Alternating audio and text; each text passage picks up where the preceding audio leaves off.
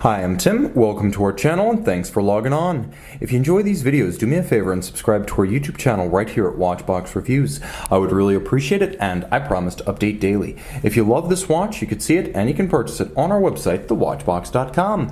Today we are discussing the Omega Seamaster Planet Ocean 600m Chronograph, a big watch with a big name. It's 45.5 millimeters in black ceramic, and as you can see on my 16cm circumference wrist, it's an overpowering presence.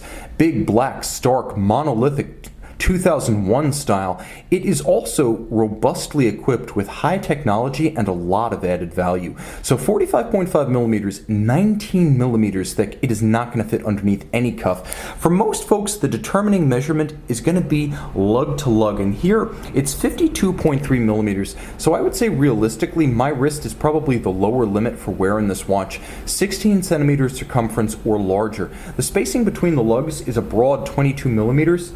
So, I don't know, somehow that's broad, but the watch seems to dwarf it anyway. And it is a big watch, but because of the combination of ceramic and rubber, it's really not that heavy. On the wrist, it feels downright light. I could say this feels more like a 42 in stainless steel on a strap. So it's not a heavy watch, and you can see that the strap is nicely integrated into the look of the watch, integrated into the bend of the lugs, integrated into the curve of the case band.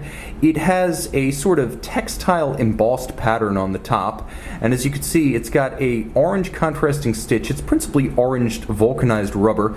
On the underside, you have that wave pattern that nicely evokes the same look on the movement. It's very flexible and comfortable. Though the watch is overpowering in size, the strap is very pliant. You can see that the buckle itself is a folding buckle. Internally, it's titanium. You can see that there is a minderless system, so you basically just tuck the excess length inside, and then once it's sized, there's no excess length visible externally, and there are no minder loops on the strap. You can also see that externally it uses ceramic, so the contact points that are going to hit a table or a desk as you move your wrist around, they are scratch-resistant ceramic just like the case. And there's a twin trigger system, so this one can't pop open unnoticed. This is a very secure and very smartly designed bi-material clasp. Jumping back to the case, I should mention again, the ceramic is very, very scratch resistant, and I think Omega did the right thing by rendering the bevels, which are normally polished on these watches, in satin. This watch would be overpowering with polish, and given the size of it, I think Omega made the right decision to avoid polish.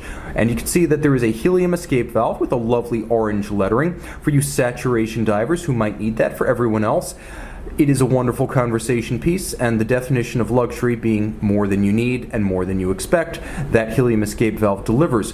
What appear to be push down, or I should say screw down chronograph pushers, are in fact simply bolstered chronograph pushers. These are simply bolstered, and they are shear guards designed to keep the shafts of the pushers properly aligned. So you never have to screw them out to use the chronograph, and that's helpful because they also don't compromise the 600-meter water resistance of the timepiece. You can see the dial is itself a piece of ceramic. The indices are white gold, and the bezel with ceramic insert is highly scratch resistant. The only part of the bezel that is not a ceramic insert is actually this first 15 minutes. The orange is a rubber insert. I found these tend to wear well over time, so I have no issues about the durability of longevity. Let's listen to the bezel.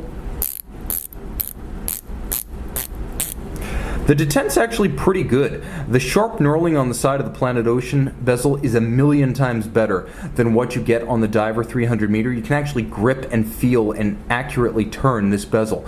The hands, of course, can be lined up with the bezel, and now you've got a 0 to 60-minute timer. You also have a mono counter at 3 o'clock that features chronograph minutes as well as chronograph hours on one register to preserve the symmetry of the dial. Constant seconds over at 9 o'clock. There's a date window down at 6, and you've got a movement 9900, the reference, which is basically the Maytaz version of the old 8900.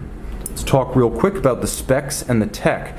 Getting closer, you can see that the movement features the Arabesque Côte de Genève and blackened screws, which are distinctive styling traits of this caliber. You can see the column wheel through a skeletonized bridge that allows you to view the operation of the crisp column wheel mechanism. 54 joules. You can see this automatic winding twin mainspring barrel, 60-hour power reserve.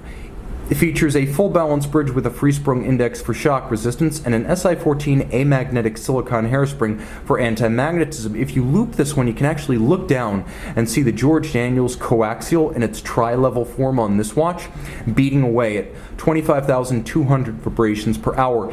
It is a wonderful innovation that has finally realized its potential of reduced maintenance intervals, long-term and short-term timing stability. So the watch is nicely executed, and as you can see, you've got your twin mainspring barrels, which in addition to giving you that 60-hour power reserve, also give you greater stability, so there's less amplitude drop-off after the first 24 hours. That's a problem Rolex has never fully overcome. Omega overcomes it using twin mainspring barrels. You can see this big and bold black ceramic Seamaster Planet Ocean chrono on the watch box.